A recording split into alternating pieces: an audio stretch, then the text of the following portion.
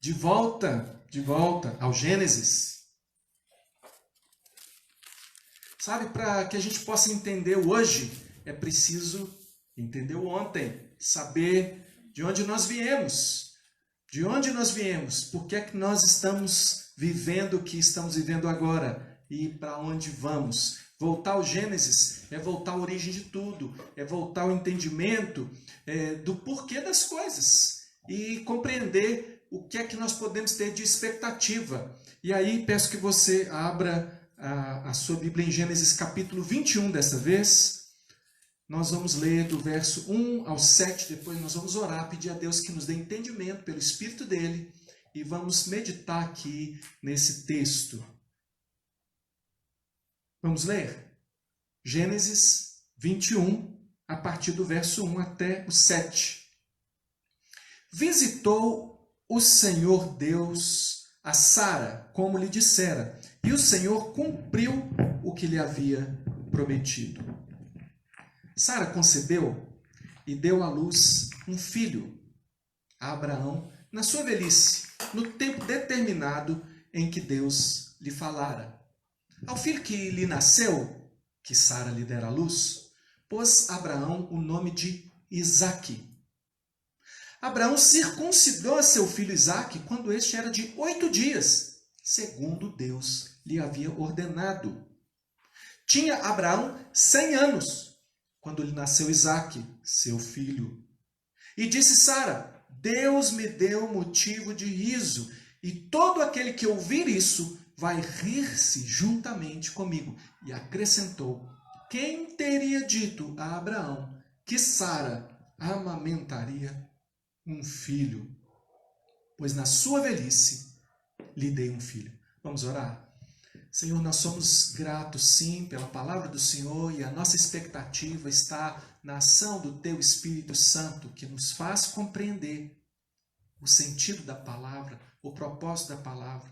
Deus, nós precisamos mais do que saber uma história que aconteceu há milhares de anos, nós precisamos saber o que essa história nos diz para hoje, o que ela tem para dizer para a minha vida, para a vida de quem agora está, ó Deus, meditando junto conosco nessa palavra. Eu peço em nome de Cristo Jesus que o Senhor nos fale profundamente ao coração e nos traga aquilo que é a Tua mensagem contida nesse texto para a Tua própria glória, no nome de Jesus. Amém.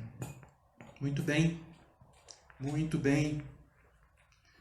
Milagre. Milagre. O que é milagre? Sabe o que é milagre? Diz o Google, Você também consulta o Google, né?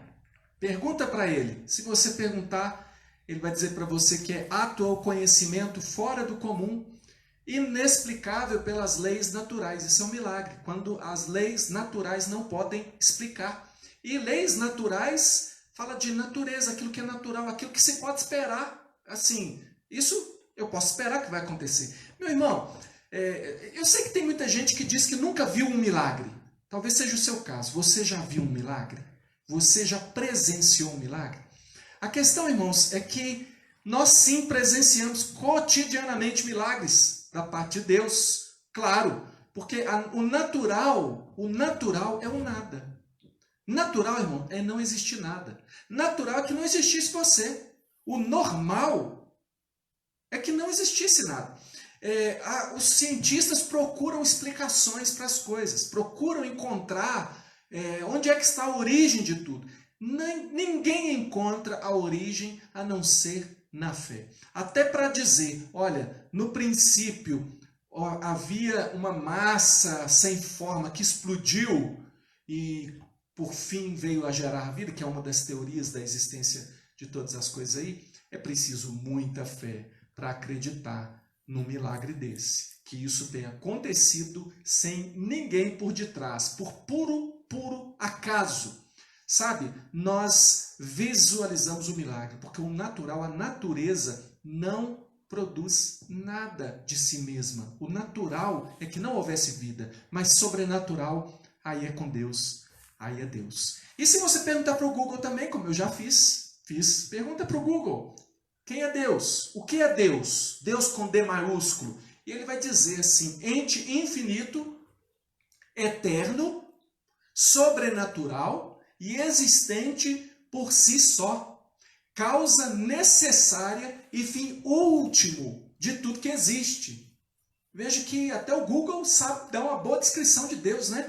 Deus é, por definição, aquele que é infinito, ou seja, ele não tem começo e nem fim, ele é infinito em suas proporções, ele é eterno, ou seja, ele é autoexistente, ele é sobrenatural, ele está além daquilo que são as leis naturais, aquilo que a gente conhece de forma comum, e ele é a causa necessária e o fim último de tudo que existe. Ou seja, ele é a causa não causada, ele é o início de todas as coisas, é ele que dá causa a todas as coisas. Pergunte a um professor de física se existe algum efeito sem causa. Ele vai dizer que não, todo efeito tem uma causa. A causa inicial, primordial de todas as coisas é Deus. E também, como Criador de todas as coisas foram criadas por Ele e para Ele. Ele é o fim último de todas as coisas, o fim, o objetivo, o alvo de todas as coisas. E nós voltamos ao Gênesis, que é a criação, e Deus criou todas as coisas, aqui eu fazendo uma retrospectiva do que nós já vimos na nossa série de pregações. Se você não acompanhou, depois acessa lá no nosso aplicativo, você tem todas as pregações que nós já fizemos em Gênesis nesses últimos meses. E você vai ver as pregações de cada fase dessas aqui, que eu vou passar muito rapidamente com vocês. Deus criou todas as coisas por meio da palavra. Ele disse e houve. Ele disse, haja luz, e houve luz. Tudo ele fez por meio da sua palavra, com exceção do homem, no qual ele trabalhou de uma forma especial. A Bíblia diz que ele fez o homem do pó da terra e ele o fez distinto e diferente de toda a criação. Ele fez o homem e houve também uma palavra antes desse fazer do homem, que foi aquela conversa da Trindade, né? Deus dizendo, façamos o homem à nossa imagem, conforme a nossa semelhança. Ou seja, o homem, ele não apenas é um chamado, aí, o povo chama aí, um animal racional. O que é isso? Animal racional pode ser um macaco, pode ser um animal racional. Os animais raciocinam, eles têm inteligência, diferentes inteligências, mas têm inteligência. O homem, ele é muito mais do que um animal racional. O homem, ele tem um senso do belo. O homem tem senso de moralidade. O homem tem senso de eternidade. O único ser que tem uma preocupação séria com relação a o que vai ser depois da vida é o homem. E o homem é, então, em muitos aspectos, esses são apenas algumas dicas, né? De como ele é diferenciado de toda a criação, foi criado imagem e semelhança de Deus, ou seja, foi criado para dar certo, foi criado para governar sobre o mundo, debaixo da autoridade de Deus, agindo no mundo como Deus agiria se homem ele fosse. E o que aconteceu? O homem não se contentou com os limites que Deus impôs a ele e resolveu agir de forma própria. A única coisa que Deus havia lhe negado, o fruto da árvore do conhecimento do bem e do mal, ele avançou nele, comeu. E a Bíblia disse, Deus havia dito, no dia em que comeres certamente morrerás. O homem comeu e morreu espiritualmente. Ao morrer espiritualmente, ele ficou separado de Deus. Ele já não podia mais representar com perfeição a Deus. E ele já não podia mais gozar da presença e do relacionamento com Deus. Ficou faltando algo do tamanho de Deus no coração do homem. O homem não era mais aquele povo de Deus, gente semelhante a Deus, como Deus o havia feito. O homem se tornou rebelde. E o dia que começou com um fruto proibido, se tornou em uma maldade crescente, uma rebeldia cada vez mais evidente, uma maldade crescente e destruidora. E aí a gente viu o que aconteceu na história de Caim e Abel. Só tinha 2 meninos no mundo, gente. Pai, mãe e 2 meninos. E o que acontece? É produto do meio? Não, é produto do coração, coração corrompido. O Caim matou Abel porque não conseguiu conter os seus desejos egoístas, sua raiva, sua ira. Isso cresce, isso se espalha pela humanidade toda. Chega um ponto que Deus diz assim, olha, eu vou dar um basta, porque o homem se tornou perverso demais. Vou mandar água sobre a terra, vai haver um dilúvio, vai destruir toda a vida, mas vou separar aqui uma família, e ele separa Noé e sua família, preserva eles e os animais que são colocados na arca. Vem o dilúvio, mata toda a população, sai só uma família, o melhor que estava tendo, e esse melhor que estava tendo se multiplica de novo, e lá vem Babel. O povo não quer obedecer a Deus. Deus disse: espalhem-se pela terra, se multipliquem, encham a terra, ou seja, façam a transformação no planeta todo, não se juntem não. Mas ele falou: não, nós vamos nos juntar, vamos construir uma torre que chega ao céu, nunca mais vai ter esse negócio de espalha bolinho não, se vier chuva, a gente tem a nossa torre. E eles quiseram fazer do seu jeito. Deus confundiu a língua dos homens, e esse vai ser um contexto em que Deus vai dizer: o desígnio do homem é mau continuamente. Não tem jeito, é uma coisa contínua. Para mostrar para nós, Deus já sabia, mas fica evidente para nós que o ser humano sempre ele tem essa tendência para aquilo que é mal. Fazer o que é mal é sempre mais interessante para o ser humano. Até quando ele faz o bem, muitas vezes faz com segundas intenções, ou seja, aquele bem que ele está fazendo, na verdade, é mal feito, segundas intenções. Então essa condição destruidora do ser humano, se reservasse a terra, se nós fôssemos como os animais que não têm vida eterna, ainda seria relativamente apenas ruim. Mas é eternamente ruim, porque o ser humano, ele é eterno, ele foi criado para a eternidade. E essa maldade e esse estado de separação de Deus permaneceria para sempre. Essa condição do homem, ela é, por isso que a Bíblia chama de morte espiritual. Está morto, não tem como se levantar. Não tem como, está morto. Não vai reagir, não vai mais voltar ao estado original. Só piora. O morto, ele só piora. Depois de morto, a carne só apodrece, só piora. Então o ser humano só piora. Com o passar do tempo, ele só piora. Só um milagre poderia levantar esse homem morto. E aí nós chegamos a esse... primeiro nós temos uma promessa de Deus lá em Gênesis 3,15, de que ele ia fazer assim, de que ele ia enviar um Redentor, que ele ia enviar o descendente que esmagaria a cabeça da serpente. Ele ia enviar esse descendente da semente da mulher. Então, a partir dali, há uma promessa geral de alguém que ia virar o jogo para nós. Mas, quando chega aqui nos capítulos 11, de 27 a 30, e o capítulo 12 de Gênesis, aí nós temos uma promessa específica para uma pessoa, uma escolha individual. Deus escolhe um homem chamado Abrão. E com um propósito, não apenas de salvar Abrão e a sua família, e não apenas de abençoá-lo, mas com o propósito de que ele fosse uma bênção. Deus diz para Abraão: sai da tua terra, da tua parentela, vai para a terra que eu te mostrarei, de ti farei uma grande nação, sê tu uma bênção. Ele foi chamado para ser bênção para todas as nações. Deus disse para ele: abençoarei os que te abençoarem e amaldiçoarei os que te amaldiçoarem, mas sê tu uma bênção. Ou seja, Deus tinha a intenção de, a partir dali, dar prosseguimento ao seu plano de salvação, através de alguém que ele escolheu, e aí estava Abraão. Mas a questão é que Abraão era velho. Ele já era velho, e casado com uma mulher estéril. Velho, os dois velhos, estéreis, não tinham filhos. E Deus diz para eles que não somente ele teria filhos, como ele seria pai de uma grande nação, ele teria uma descendência grande. Abraão creu. Acontece que quando chega lá no capítulo 15, e já tinham passado alguns anos,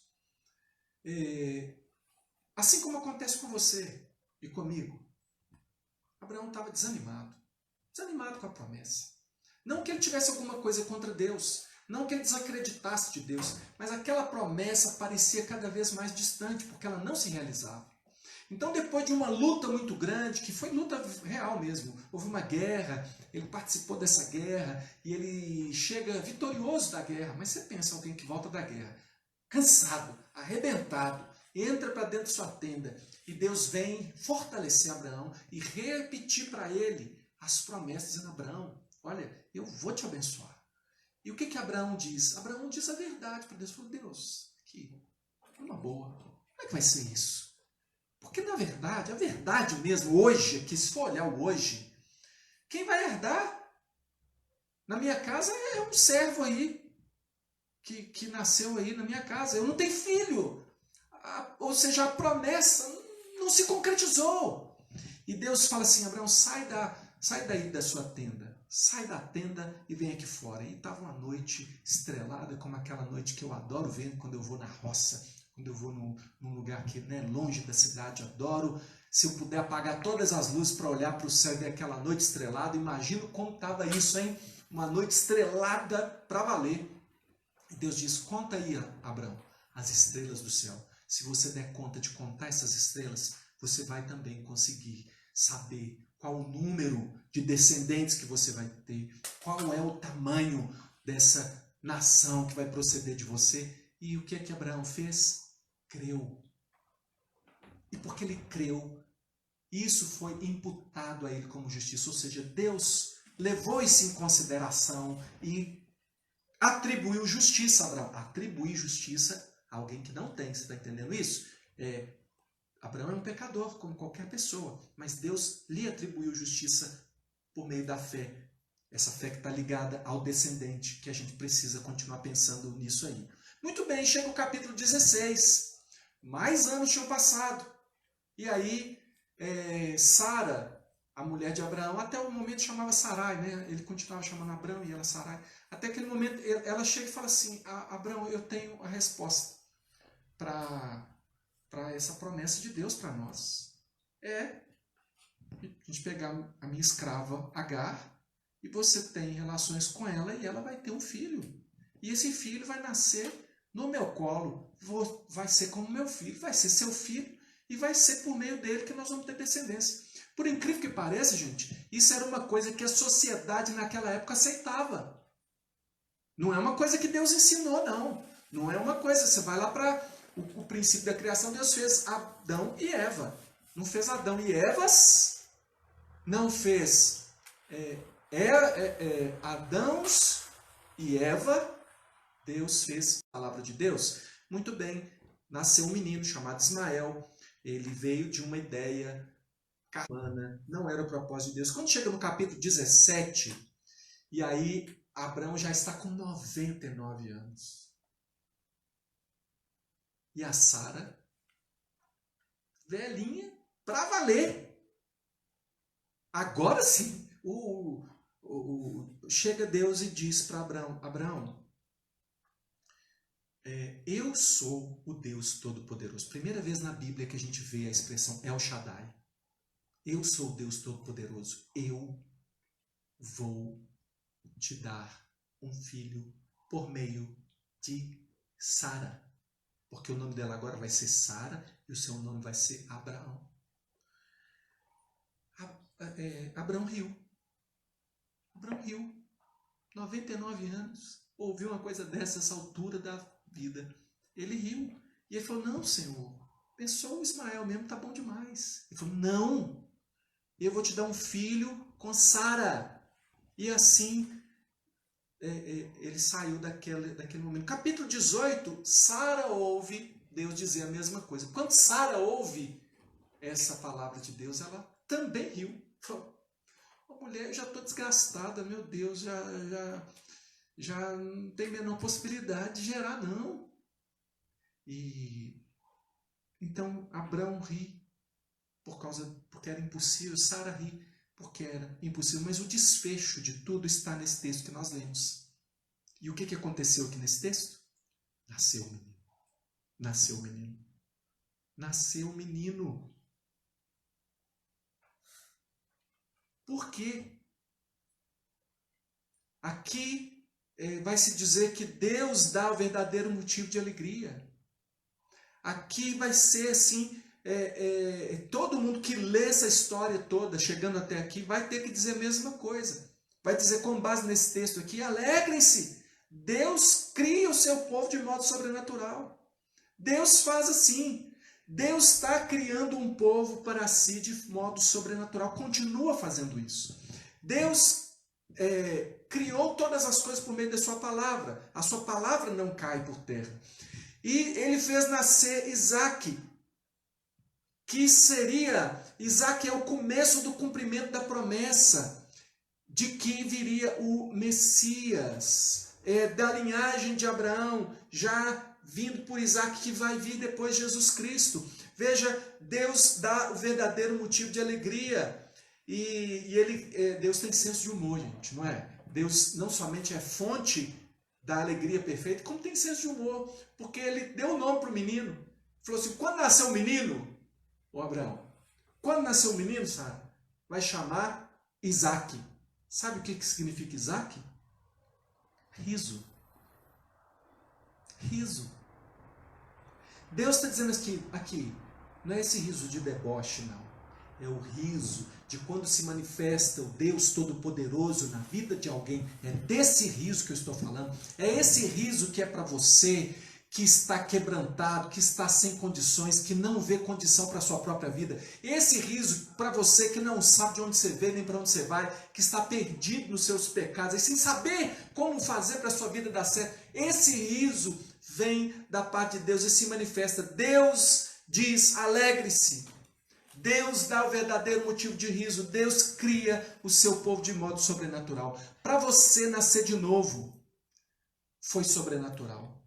Deus precisou agir na sua vida e colocar fé no seu coração, um coração de pedra, que é o coração que todos nós temos, um coração que não está inclinado para Deus, mas está voltado para nós mesmos. Deus faz esse milagre. Então ele gerou e continua gerando o seu povo de modo sobrenatural. Essa é a mensagem que os israelitas receberam quando eles leram Gênesis pela primeira vez. A mensagem de que eles eram um povo que existia de modo sobrenatural. E nós, como igreja de Jesus Cristo, temos que saber que nós também somos esse povo que existe de modo sobrenatural. E como é que Deus age assim, de modo sobrenatural?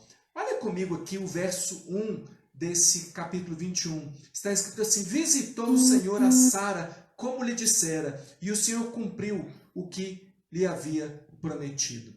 Nós vemos que esse texto é cheio de repetições, né?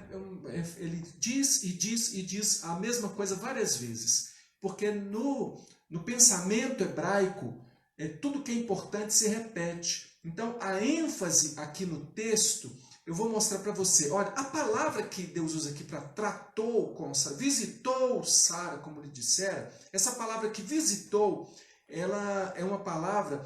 É a mesma palavra usada em Gênesis 50, de 24 a 25, que é a palavra que José usa quando ele profetiza a respeito do futuro de Israel. E ele diz, Deus vos visitará e levará vocês para a terra que ele prometeu aos nossos pais. Então, quando ele fizer isso, levem daqui os meus ossos. Eu não quero nem que os meus ossos fiquem no Egito. Egito é um símbolo do mundo, irmão. Egito é um símbolo do pecado. Egito é um símbolo dos nossos tempos fora da presença de Deus. E se você ainda não aceitou Jesus como seu Senhor e Salvador, você hoje está no Egito. É de onde Deus quer tirar você. Você ainda está preso aos seus próprios desejos, você ainda está preso às suas próprias ideias, você está aí como prisioneiro. E aquele povo estava lá no Egito. Mas José diz, Deus vos visitará. E é uma atitude, Deus é que é o agente, a ênfase aqui é que Deus é quem age, a ênfase aqui com Sara é que Deus é que agiu naquela velha, para ela gerar. Milagre! Deus faz esse milagre. Deus visitou, tratou com ela e fez aquilo que prometeu. Então a ênfase está no Deus que intervém. Ele intervém no tempo certo. Ela esperou, em algum momento ela desesperou até. Mas Deus continuou agindo da mesma forma e no tempo certo veio o riso, veio a alegria, veio o Isaac. Quais são os seus temores? Você olhando para a sua vida hoje, você está com medo de quê? O que é promessa de Deus na sua vida e que ainda não se cumpriu? Você está aí cheio de talentos e de dons que Deus deu a você, mas você olha e fala, não tem emprego, e agora tem coronavírus, agora que não vai ter emprego, e não sei o que. Você olha para aquele cenário de impossibilidades na sua vida, enquanto você devia olhar para o Deus Todo-Poderoso, o El Shaddai, o Deus que faz todas as coisas. E olhando para Ele, quando você olha para Ele e para o caráter dele, você muda todo esse cenário de esperança. E aí você diz, porque Deus está dizendo que Ele vai fazer, e porque Deus age, eu serei abençoado, eu serei abençoada, e eu vou sim viver uma vida abundante, porque foi para isso que Jesus Cristo me chamou. Ele diz que o diabo veio para roubar, matar e destruir, mas que Ele veio para que nós tenhamos vida e vida com abundância. Então aqui a ênfase é no Deus que intervém, no seu tempo, presente e futuro, tudo é intervenção de Deus. O versículo 2, olha para você ver alguma coisa diferente, interessante aqui. Sara concebeu e deu à luz a um filho, a Abraão, na sua velhice, no tempo determinado de que Deus lhe falara. Irmãos, é a terceira vez, é a questão da ênfase, né, que eu estou dizendo. Repete para você ver o que é importante. Aqui é a terceira vez que ele diz como dissera. A ênfase aqui é na fidelidade de Deus. Como ele disse, assim do jeito que ele falou, como ele falou que ia fazer, foi assim que ele fez. Isso nos mostra que nós podemos confiar na palavra de Deus. Gente, a palavra de Deus está aqui, ó. A palavra de Deus é a Bíblia Sagrada. Acima de qualquer coisa, acima de qualquer ideia, acima de qualquer êxtase espiritual que alguém possa dizer ter. Amém, irmão? Que você tenha, mas que nada supere o que essa palavra diz. Nós vivemos por meio dessa palavra. Essa palavra é confiável, essa palavra é santa, essa palavra é perfeita, essa palavra não precisa de um julgamento de profetas, mas não, está aqui a palavra do Senhor. Essa palavra que ele diz, você pode confiar nela. Ele tem as respostas para você, as promessas dele se cumprem.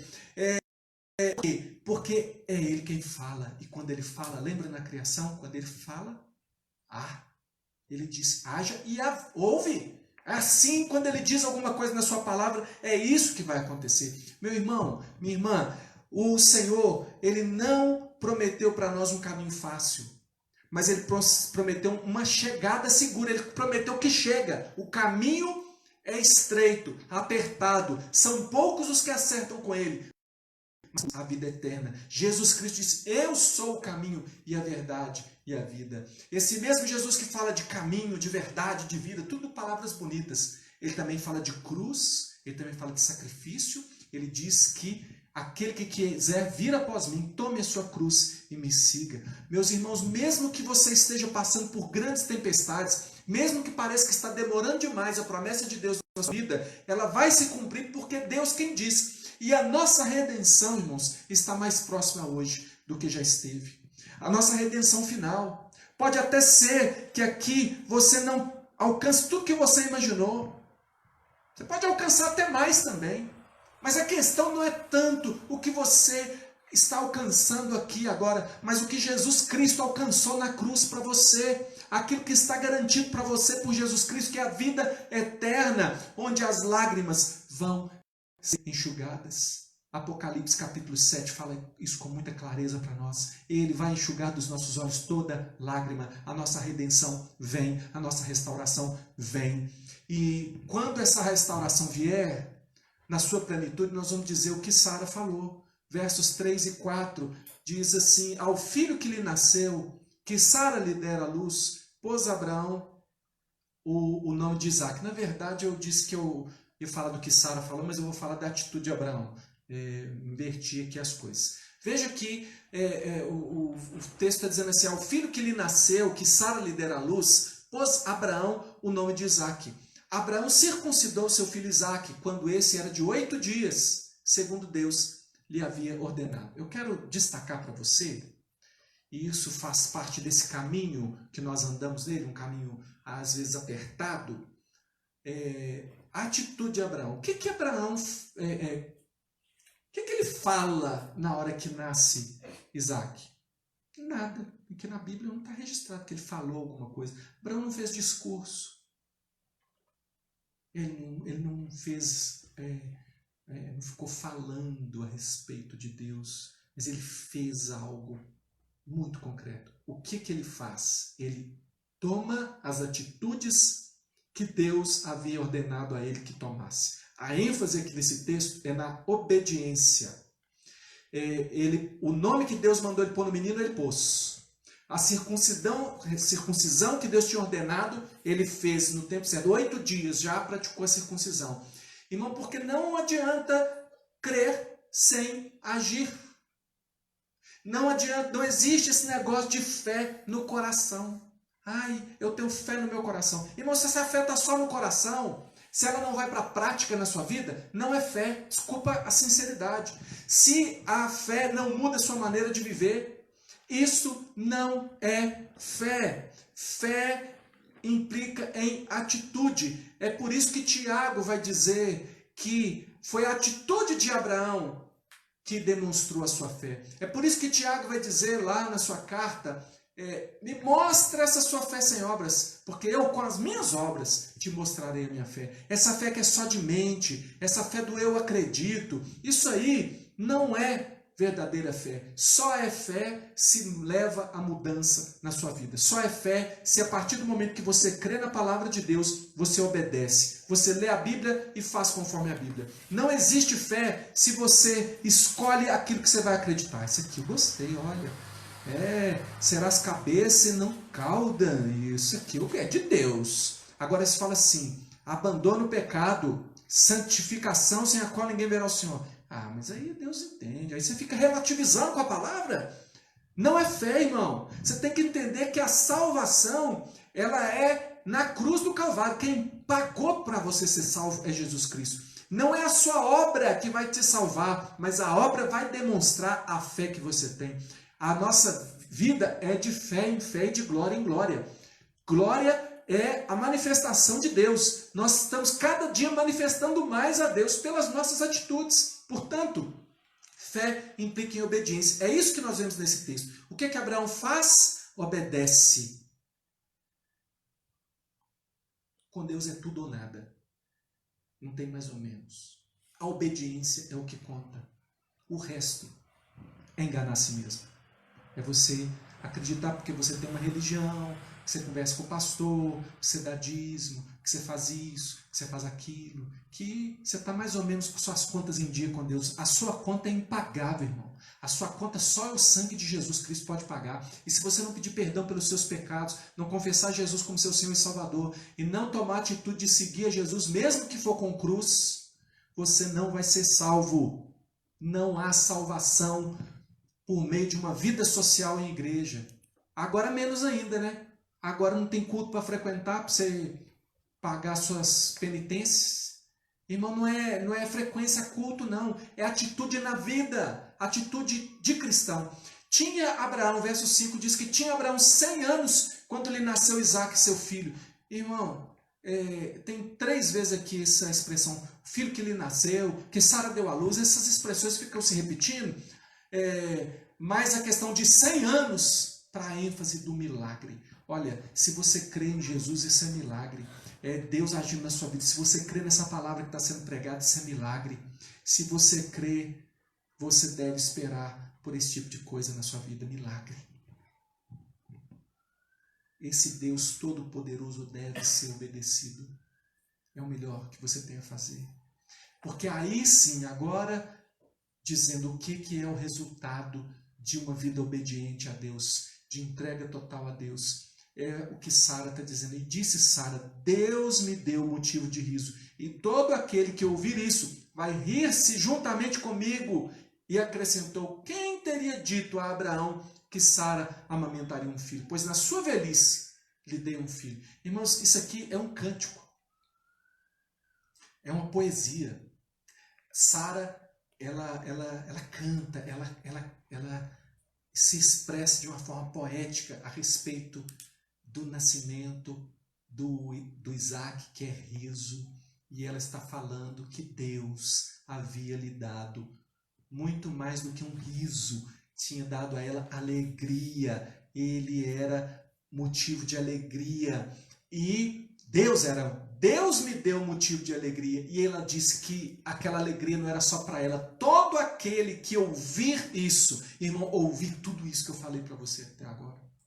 Porque o nascimento de Isaac não é só um menino na casa de alguém, não é só mais um bebê no mundo. Isaac é o cumprimento da promessa de Deus. O nascimento de Isaac é Deus cumprindo a sua promessa e trazendo Jesus à alegria dos homens, trazendo Jesus ao mundo, porque Isaac aponta para Jesus Cristo que ainda viria, um milagre muito maior do que o nascimento de Isaac, que nasceu de um casal de velhos. O nascimento de Jesus é um milagre, porque é o nascimento de alguém que vem sem a participação de um homem. Jesus nasce de uma virgem. Irmãos, aí tem cântico no nascimento desse menino aqui. E quem que você se lembra que houve cântico? E na verdade foram vários cânticos, né, no nascimento de Jesus. Vários cânticos que a Bíblia registra. Mas eu destaco aqui o cântico de Maria. Maria cantou a respeito do nascimento de Jesus. Ela disse assim, está registrado isso na palavra de Deus. Então disse Maria: a minha alma engrandece o Senhor, e o meu espírito se alegrou em Deus, meu Salvador. Alegria. Nascimento de Jesus, a maior alegria da humanidade. Se alegrou em Deus, meu Salvador, porque contemplou na humildade da sua serva.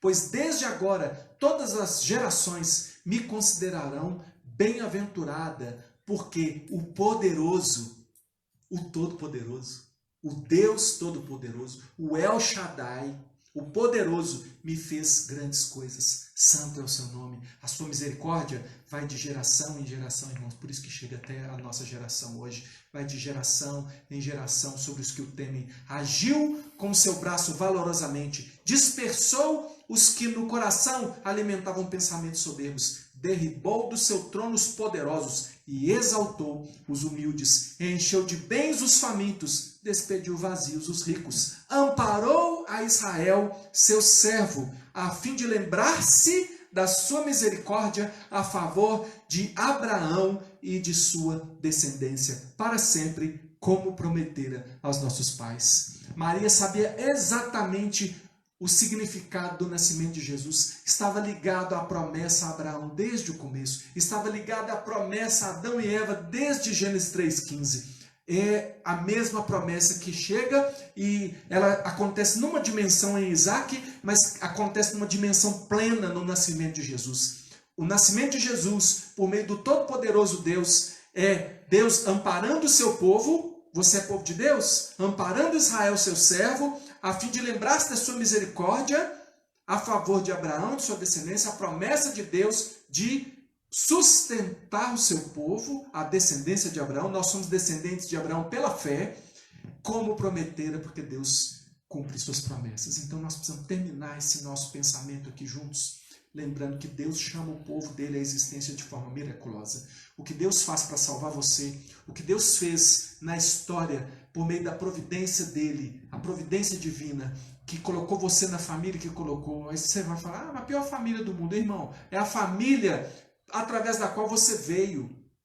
E você, por meio dessa família, seja como for, por mais que possam ter sido difíceis seus dias até o dia de hoje, você ouviu a mensagem, ou está ouvindo agora a mensagem de Jesus, e tem a oportunidade de crer no Senhor Jesus e ser salvo, tu e tua casa. Você precisa crer. Então, Deus faz milagres. Deus montou sua história, como está escrito no Salmo 139. Cada um dos nossos dias, escrito e determinado quando nenhum deles havia. O Senhor te deu a oportunidade maravilhosa de ser salvo. E Ele te tomou pela mão direita. Não foi você que resolveu se salvar, ou até mesmo acreditar, porque você estava morto espiritualmente. Mas Ele ressuscitou você em Cristo Jesus, para que você pudesse crer e ser salvo. Então, muitos não dão importância a pertencer ao povo de Deus, e Deus está constituindo um povo, irmão. Desde o começo, desde Gênesis, Deus está trabalhando para ter o seu povo, para ter o seu povo. E esse povo, que a princípio era Israel, depois se confia, vem, confessa, no domingo seguinte já não volta. Por quê? Porque não dá valor ao congregar, não dá valor. Nem pensa que se não houvesse uma igreja que congrega, a mensagem não tinha chegado a você. Agora vai lá bater na porta, lá na André de Melo Castro, 195. Vê se alguém atende você. Está trancado. Pela misericórdia de Deus, nós estamos aí nas redes sociais. Mas eu não sei até quando. Eu não sei quantas vezes mais você vai ter oportunidade. Você que não tem congregado, não faz parte do corpo, não valoriza. Deus te enxertou na videira e você não tem valorizado. Tenha arrependimento no coração, peça perdão a Deus, dê valor à sua igreja, dê valor aos seus líderes, dê valor ao fato de Jesus Cristo ter morrido na cruz por você para te enxertar no corpo e para que as promessas a um povo de Deus pudessem recair sobre você. Pertencer ao povo de Deus é milagre, você devia, eu devia também, nós precisamos celebrar isso. Nós precisamos nos alegrar com a fidelidade do Senhor que cumpre suas promessas, chamando miraculosamente o seu povo à existência. Ele fez isso com Isaac, ele fez isso com Israel, ele fez isso com a igreja, fez isso com você. Irmãos, nós devemos nos alegrar porque Deus cria o seu povo de modo sobrenatural. Ele dá verdadeiro motivo de alegria e, afinal, mesmo que nós passemos por dores agora, nós temos certeza de uma festa no céu, de alegria plena no céu. Nunca mais haverá fome, nunca mais doença, nunca mais lágrima, nunca mais. Vai ler Apocalipse capítulo 7, as promessas para nós, elas não estão só no passado, elas também estão no futuro. Eu quero orar com você. Eu peço que você feche os seus olhos e você pense na mensagem que você recebeu. Essa mensagem que é para ontem e para hoje, é a mensagem da sua vida. Eu quero te perguntar, você já aceitou Jesus Cristo como seu Senhor e Salvador? Já entregou sua vida a Jesus Cristo? Se você não fez isso, faça. Porque a Bíblia diz que é preciso confessar com a boca, que se com a tua boca confessares ao Senhor Jesus e em teu coração creres que Deus o ressuscitou dos mortos, serás salvo. Romanos 10, versículos 9 e 10. Agora, se você já entregou sua vida a Jesus de coração, mas não entregou de fato e de verdade, você deve reconsiderar e orar e falar com Deus: Senhor, eu pensei que eu tinha entregado, mas eu quero ter uma atitude mais coerente com alguém que realmente crê no Senhor Jesus. Eu quero também que você considere a sua participação no corpo, agora que nós estamos tão limitados quanto a isso. Será que você tem algo que se arrepender e dizer: Senhor, me perdoa, porque eu não valorizei e agora eu não sei quando eu vou tomar ceia de novo. Eu não sei quando eu vou estar num culto público de novo. Eu quantas vezes me atrasei para chegar em culto, porque eu estava lá tomando mais um café, acordando um pouco mais tarde, fazendo mais uma besteira qualquer que eu podia ter me apressado. Eu não valorizei e agora, mesmo se eu quiser, não pode. Me perdoa, Senhor. Quem sabe você tem que falar isso com o Senhor. Mas acima de tudo, que você veja que Deus tem te amado com amor consumado e decidido. E Ele intervém na sua vida. E você está ouvindo essa mensagem hoje porque você é filho, filha de Deus. E Ele quer transformar a sua vida. Então Ele ouve confissões de pecado e perdoa. E diz: dos seus pecados não me lembrarei mais. Vamos confessar os nossos pecados, vamos pedir perdão e vamos agradecer a Deus por Jesus Cristo, que é o nosso verdadeiro motivo de riso, nosso verdadeiro motivo de alegria. Vamos orar. Senhor Jesus, nós somos salvos por meio de Jesus Cristo. Esse descendente que veio depois de uma história tão longa, tantas coisas aconteceram até que Jesus Cristo viesse. Tantas coisas já aconteceram depois, mas eis que Jesus Cristo está às portas e volta a qualquer momento. Senhor, que seja agora, que o Senhor venha. Vem, Senhor Jesus, como nós cantamos, Maranata, vem, Senhor Jesus. Senhor, nós entregamos as nossas vidas ao Senhor. Talvez tem pessoas agora confessando seus pecados, pedindo perdão, pedindo mudança, pedindo nova chance, pedindo nova oportunidade. Que o Senhor dê oportunidade a todos nós, Senhor. Todos somos pecadores, todos pedimos perdão, todos nos quebrantamos diante do Senhor e todos também confiamos que o Senhor é fiel e justo para nos perdoar os pecados e nos purificar de toda injustiça. Então, Senhor Deus, transforma a nossa vida e dá-nos motivo de alegria, mesmo em tempos de tempestade, mesmo quando tudo parece dizer que não. Que nós possamos nos lembrar da história de Abraão e de Sara e ver como o Senhor, no tempo certo, respondeu, ó Deus, não a oração deles, que eles nem orado tinham. É o Senhor quem se determinou a abençoá-los. e no tempo certo a bênção chegou. Que o Senhor, ó Deus, traga a bênção para nós, que possamos, ó Deus, viver como crentes nesse mundo, em todas as nossas atitudes. No nome de Jesus, Senhor, nós oramos e agradecemos. Amém. Amém. Nós já estamos praticamente terminando esse nosso tempo juntos aqui. Eu quero só dar algumas dicas para você. Olha só, se você tem um smartphone, baixe o nosso aplicativo. Basta você ir na loja do seu celular. Se for Android, é a Play Store. Se for iOS, né, se for iOS, é a Apple Store. Baixa lá, é só você escrever lá, Nona Igreja Presbiteriana de Belo Horizonte. Você vai encontrar o nosso aplicativo, baixa no seu celular. Lá você vai encontrar a série de pregações, você vai encontrar muito material, vai encontrar as atividades da igreja, as orientações, os avisos, os recados. A gente se comunica muito através do aplicativo, tá bom? Então, baixa lá. Agora, com esse tempo que a gente está confinado em casa, eu insisto que você fique em casa, a menos que você esteja num serviço essencial, né? Fique em casa, irmão. Se você não pode, aí tem que ser motivo de força maior, tá bom? Mas se você pode, fique em casa. E nós vamos disponibilizar muitos materiais através do nosso aplicativo para que você tenha acesso. Então, quanto mais pessoas baixarem o aplicativo, é de graça, né? Quanto mais pessoas baixarem, mais pessoas vão ter conhecimento do que está acontecendo e vão ser abençoadas. Estamos incentivando o culto doméstico. Faça o culto. Lá no aplicativo tem o roteiro de pequeno grupo para você usar na sua casa, com a sua família. Eu sei que tem pessoas que estão fazendo PG virtual. Faça isso. Nós estamos, em breve vamos dar mais informações sobre isso, mas tem dispositivos como Hangout, Meet, que você baixa no celular. Você tem como, através da suíte do Google, marcar reunião, encontra todo mundo lá. Eu mesmo ainda não sei operar isso direitinho, não estou pesquisando, pretendo fazer isso para reunir o meu PG também, mas na minha casa tem culto doméstico. Faça uma rotina sábia, não fica aí deitado, não fica aí pensando que está de férias, não se entregue à monotonia, faça alguma coisa produtiva. Faça um exercício físico, estude, aproveite para ler aqueles livros que você disse que nunca ia ler, pega a Bíblia para ler, que você disse que nunca tem tempo. Irmão, agora parou geral, né? Agora todo mundo tem tempo para fazer alguma coisa. Que você saia melhor desse tempo, descansado, mais preparado. O mercado de trabalho vai rodar, vai girar de novo. Se prepare, faça cursos online que estão disponíveis. Irmão, é dica aqui de irmão para irmão.